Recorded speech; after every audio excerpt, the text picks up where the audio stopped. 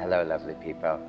So, when we try to understand the mind, many times it becomes complex. In our teacher training, we always ask, where is the mind? And we'll have a few sessions about talking about the mind. I found that one relatively easy way to understand a bit about our functioning of our thought patterns, our mind, our brain, is to look at a laptop.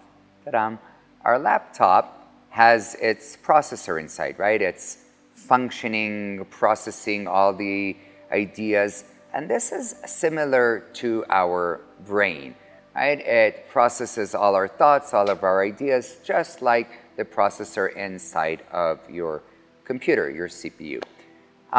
Then we have cameras on the computer, which you can liken it to our eyes, all the ways that we can get input and bring it into the brain to process it. The mind can be looked at as just the brain, and it's just a different layer of the brain. It can also be looked at as the part of the brain that has the ability to connect beyond what is inside our head. What do I mean by that? Imagine the cloud. So you have your cloud, whatever brand you like, Dropbox, pCloud, anything, and you go to your cloud and you get from there whatever information and you bring it to your computer. I would go even further and say that there's beyond this cloud where you have storage, there is this mega cloud. This mega cloud is the cloud that is everywhere. It is the energy of all things.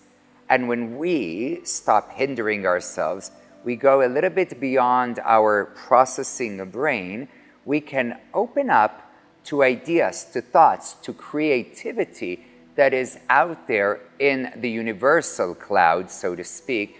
We can bring it in and use it for our brains, for our thoughts, to use it in whatever way we need. Another way to look at it is to understand telepathy and a lot of things that we somehow intuitively know, feel, when we do not stay in our little brain, in our little thought, in our sometimes called little me, mini-me.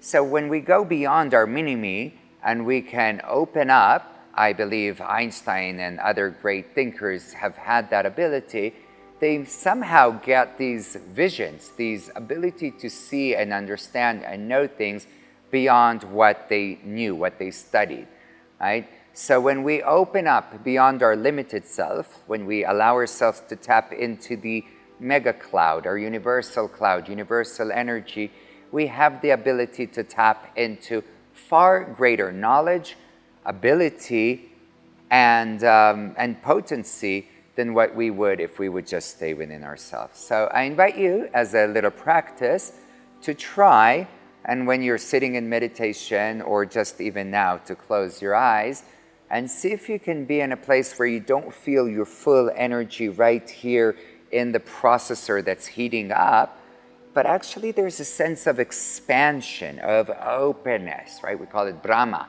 We're getting into wider and wider space beyond our body.